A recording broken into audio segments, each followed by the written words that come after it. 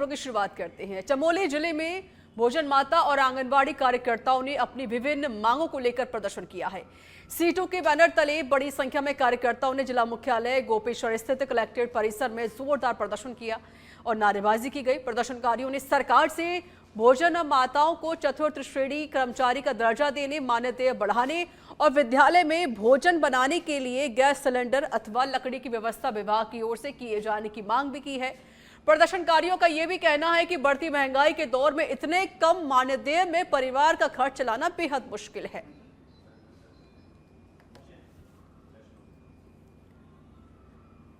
चमोली से जानकारी हम आपको साझा कर रहे हैं, जहां पर देखिए प्रदर्शनकारियों ने नारेबाजी की है। प्रदर्शन देखने को मिला है। भोजन माता और आंगनबाड़ी कार्यकर्ताओं का जोरदार प्रदर्शन देखने को मिला। विभिन्न मांगों को लेकर ये सभी प्रदर्शन कर रहे हैं।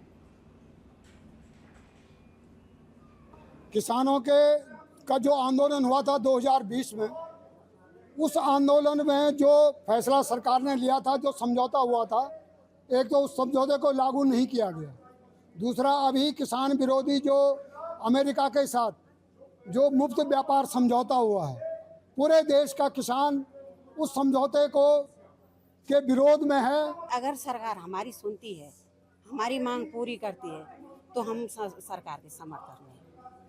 हमारी मांग पूरी हो जाएगी तो हम सरकार, लेकिन 2027 से पहले हमारी मांग पूरी। हरिद्वार से खबर है, जहां प्रधानमंत्री मोदी के 2036 में भारत को ओलंपिक की मेजबानी दिलाने के संकल्प को पूरा करने की कामना के साथ कैबिनेट मंत्री रेखा आर्य ने हर की पौड़ी से कावड़ उठाई है। वहीं ब्रह्मकुंड पर धार्मिक विधि विधान के साथ मां गंगा का जल लेकर रेखा आर्य ऋषिकेश के वीरभद्र मंदिर के लिए रवाना हुई। इस दौरान अखिल भारतीय अखाड़ा परिषद के अध्यक्ष महेंद्र रविंद्रपुरी, महामंत्री महेंद्र हरिगिरी समेत कई संत महात्मा मौजूद रहे।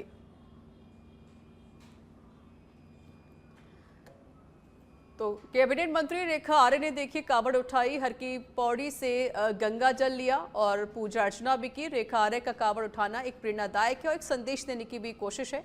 वहीं संतों ने ऐतिहासिक पहल बताया है। 2036 ओलंपिक के संकल्प की कामना के साथ कैबिनेट मंत्री रेखा आर्य ने कावड़ उठाई है और उन्होंने मां गंगा की पूजा अर्चना की, आरती की।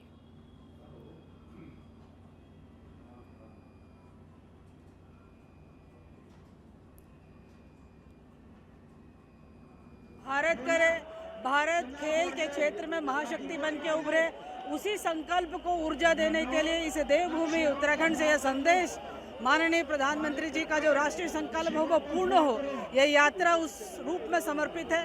ये यात्रा हर की पौड़ी से हमारे श्रद्धेय गुरु जी आदरणीय हरिगिरी जी महाराज जी और हमारे साथ में हमारे समस्त अखाड़ों के अध्यक्ष रविंद्रपुरी जी महाराज जी हमारे साथ में। आप दोनों के आशीर्वाद से, संतों के संकल्प से यह यात्रा हर की पौड़ी से प्रारंभ।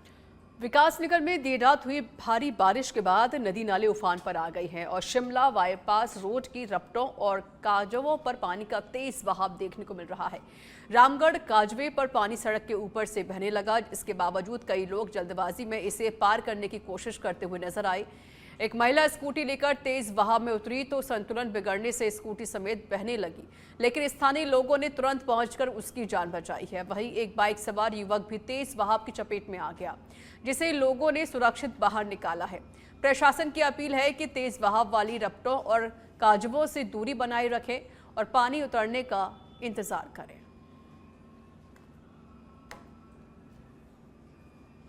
तो विकास नगर में देखिए पानी का बहाव होने की वजह से काफ़ी ज़्यादा परेशानी हो रही है और फिसलन भी हो चुकी है, जिस वजह से काफ़ी जो वाहन है वो क्षतिग्रस्त भी हुए हैं, काफ़ी चोटिल भी ये सभी लोग हो गए हैं। तस्वीरें भी आप देख सकते हैं किस तरीके से पानी का जो बहाव है वो यहाँ पर देखा जा रहा है। स्कूटी सवार एक महिला तेज बहाव में बही, बाइक सवार युवक भी बहाव की चपेट में आए हैं। इस जल भराव की वजह से काफ़ी ज़्यादा परेशानी इन सभी को हो रही है। नदी नाले उफान पर हैं इस भारी बारिश के चलते।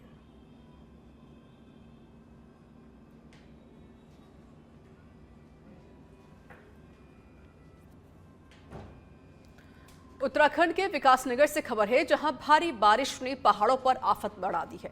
लांघा मदरसूल मोटर मार्ग पर बड़ा लैंडस्लाइड होने की वजह से तकरीबन आधा दर्जन से ज्यादा गांव का संपर्क मुख्य मार्ग से कट गया है।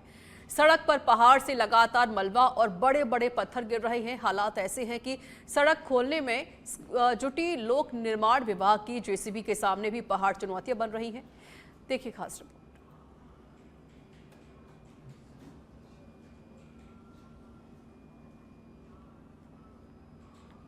ये आए हुए हैं, हम आगे जाना है हमें, पर ये रास्ता बंद है तो हम यहीं पे इंतजार कर रहे हैं कि शायद ये खुल सकता है।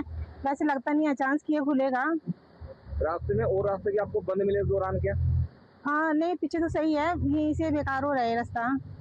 कितने समय से आप लोग उसकी प्रतीक्षा कर रहे हैं रोड को? हाँ वैसे तो हम पीछे थे, पर यहाँ मतलब हमें 15-20 मिनट हो चुके हैं।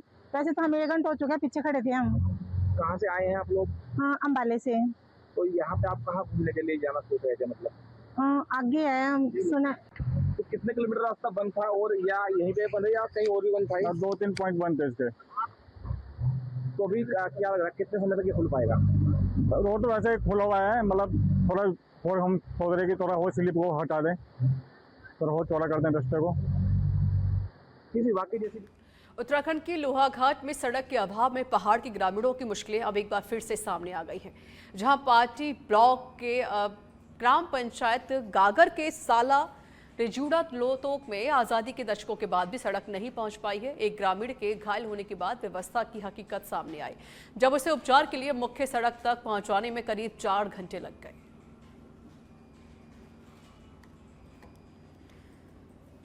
तो लोहाघाट में जो मुश्किलें हैं वो लगातार बढ़ती जा रही हैं। सड़क की व्यवस्था ना होने की वजह से जो लोग हैं वो परेशान हो रहे हैं। सड़क के इंतजार में ये सभी ग्रामीण बैठे हुए हैं। स्वतंत्रता के दशकों के बाद भी यहां पर सड़क मार्ग नहीं मिल सका है। वहीं ग्रामीणों ने घायलों को कंधे पर लेकर गए और उसके बाद उसे अस्पताल पहुंचाया गया।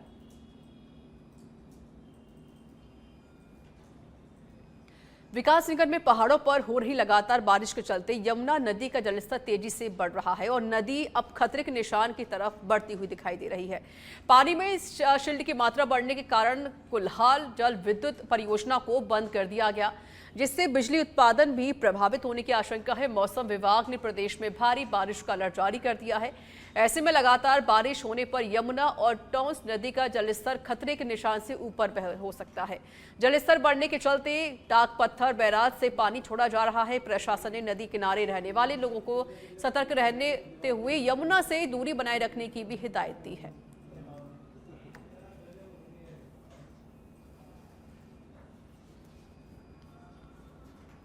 उधम सिंह नगर के गदरपुर स्थित शहनाई वाटिका में प्रभकों की ओर से राष्ट्रीय किसान एवं सहकारिता सम्मेलन 2026 का भव्य आयोजन किया गया, जहां सम्मेलन में किसानों को आधुनिक कृषि तकनीक, मृदा परीक्षण, उन्नत बीज और सहकारिता के जरिए कृषि विकास की जानकारी भी दी गई है। तो वहीं कार्यक्रम में महिला किसानों के सशक्तिकरण और कृषि क्षेत्र में उनकी भागीदारी बढ़ाने पर भी विशेष जोर दिया गया है। सम्मेलन की अध्यक्षता प्रभको निदेशक शिल्पी अरोड़ा ने की। वहीं गदरपुर विधायक अरविंद पांडे ने सम्मेलन की सराहना करते हुए कहा कि किसानों के हित में इस तरह की पहल बेहद महत्वपूर्ण है।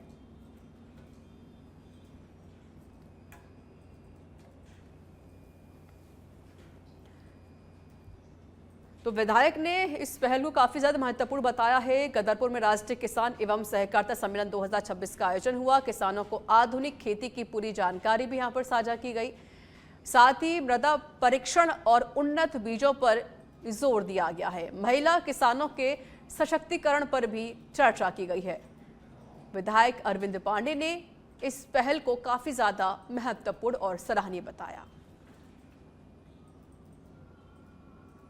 सहकारिता का महासम्मेलन भारत सरकार के माध्यम से किया गया है। इस आयोजन का मुख्य उद्देश्य है कि किसानों की आमदनी को दोगुना करना, जैविक उत्पाद पर ज़्यादा जाना और जो ये केमिकल हम खादों का इस्तेमाल करके फसल की उत्पादकता तो बढ़ जाती है, लेकिन जीवन कहीं ना कहीं रासायनिक खादों के खाने की वजह से जीवन घटता जा रहा है।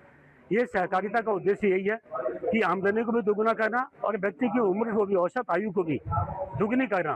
कोऑपरेटिव मंत्रालय के अंतर्गत क्रिप्को द्वारा आयोजित महासम्मेलन, जो कि पूरे उत्तराखंड में पहली बार हो रहा है इतने बड़ी संख्या में ग्रास रूट लेवल पर, और ये महिलाओं का भी, महिला किसानों का वर्ष है। कॉर्बेट टाइगर रिजर्व में अब घड़ियालों के संरक्षण को लेकर बड़े स्तर पर रिसर्च की जाएगी, जहां भारत सरकार ने करीब 2.5 साल तक चलने वाले इस महत्वपूर्ण रिसर्च की जिम्मेदारी wild life institute of India को सौंप दी है। अध्ययन के दौरान रामगंगा नदी में पाए जाने वाले घड़ियालों की संख्या और उनकी स्थिति का वैज्ञानिक आकलन भी किया जाएगा, जिसमें नर और मादा घड़ियालों के साथ उनके बच्चों की संख्या का भी पता लगाया जाएगा। तो वहीं घड़ियालों के प्राकृतिक आवास, भोजन, प्रजनन और बदलते पर्यावरण के असर का अध्ययन होगा। इसके अलावा रामगंगा नदी में इनके प्रजनन स्थलों और घोंसलों की भी निगरानी होगी। कॉर्बेट में घड़ियाल के साथ मगरमच्छ की प्रजातियां भी पाई जाती हैं। ऐसे में ये रिसर्च जलीय जीवों के संरक्षण की दिशा में अहम मानी जा रही है। एक रिसर्च प्रोग्राम अभी भारत सरकार के द्वारा अप्रूव किया गया है घड़ियालों के पूरे देश में। उसके अंतर्गत WI के सहयोग से कॉर्बेट टाइगर रिजर्व में भी कार्यवाही की जा रही है। इसके अंतर्गत पूरे क्षेत्र का एक सर्वे किया जा रहा है, कौन से क्षेत्र में घड़ियाल रहते हैं, कौन सा यूज़ करते हैं, इसके बारे में भी जानकारी एकत्र की जाएगी। और महत्वपूर्ण ये है कि उनकी जो पॉपुलेशन है उसका क्या स्ट्रक्चर है, यानी कितने मेल फीमेल बच्चे हैं। विकासनगर क्षेत्र के लक्ष्मणपुर स्थित न्यू राडा ज्वेलर्स की दुकान को देर रात चोरों ने निशाना बना दिया। चोर दुकान से लाखों रुपए कीमत के सोने चांदी के आभूषण चोरी करके फरार हो गए।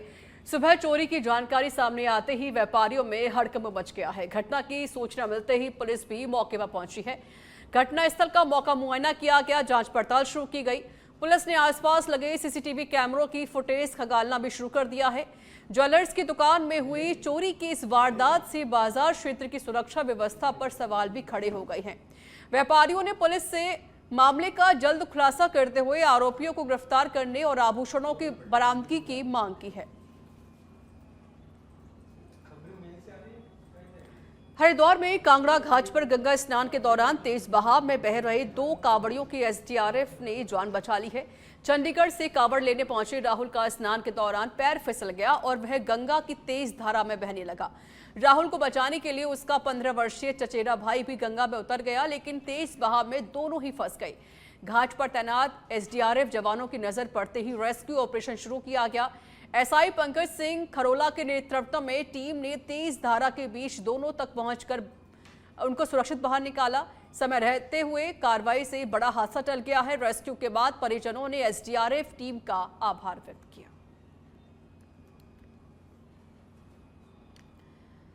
तो हरिद्वार में जो 2 युवक है वो अचानक से बहने लगे, जिसके बाद देखिए SDRF की टीम ने उन दोनों ही को बाहर निकाला है। SDRF जवानों ने समय रहते दोनों का रेस्क्यू कर लिया और इसके बाद परिवारों ने SDRF टीम का धन्यवाद प्रकट किया है।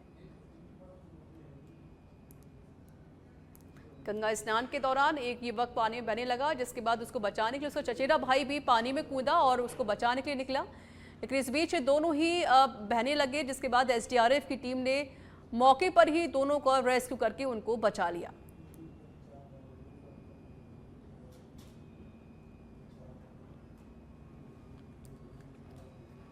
विकासनगर में अवैध खनन और खनिज भंडारण के खिलाफ पुलिस और खनन विभाग ने बड़ी कार्रवाई की है। जिला खनन अधिकारी ऐश्वर्या शाह के नेतृत्व में खनन विभाग की टीम ने अचानक उप खनिज भंडारणों का निरीक्षण किया है। जांच के दौरान 7 भंडारण संचालक मौके पर मौजूद भारी मात्रा में उप खनिज से संबंधित वैध दस्तावेज प्रस्तुत नहीं कर पाए हैं।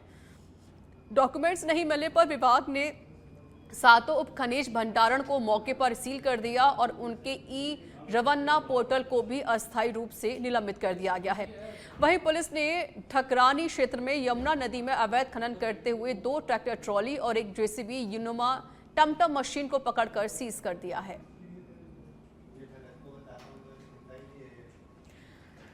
तो विकासनगर में सीज की कार्रवाई यहां पर की गई है। आपको बता दें, अवैध खनन और खनिज भंडारण पर बड़ी कार्रवाई, बड़ा एक्शन यहां पर देखने को मिला है। खनन विभाग ने 7 उप खनिज भंडारण सील कर दिए हैं। वहीं भारी खामियों के चलते रवन्ना पोर्टल को भी निलंबित किया गया। ठकरानी में अवैध खनन करते हुए 2 ट्रैक्टर ट्रॉली पकड़े गए हैं। JCB नुमा टमटम मशीन भी पुलिस ने सीज कर दी है।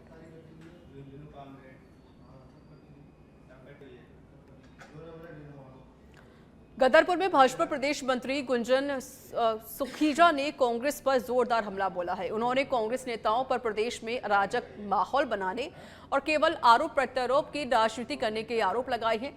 सुखीजा ने कांग्रेस के राष्ट्रीय अध्यक्ष मल्लिकार्जुन खड़गे के कथित बयान का जिक्र करते हुए कहा कि राष्ट्रीय नेता के उत्तराखंड दौरे को देखते हुए पुलिस प्रशासन ने सुरक्षा के मद्देनजर ट्रैकिंग अभियान चलाया था, लेकिन कांग्रेस ने इसे राजनीतिक मुद्दा बना लिया।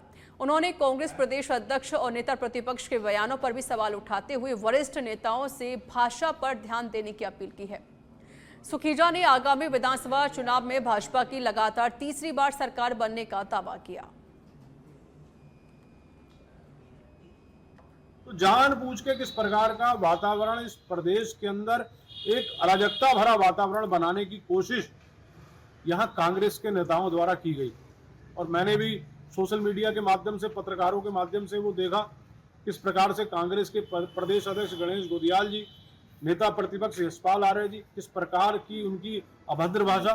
वास्तव में इस प्रकार की भाषा इस देवभूमि में किसी भी प्रकार से सहन नहीं की जा सकती।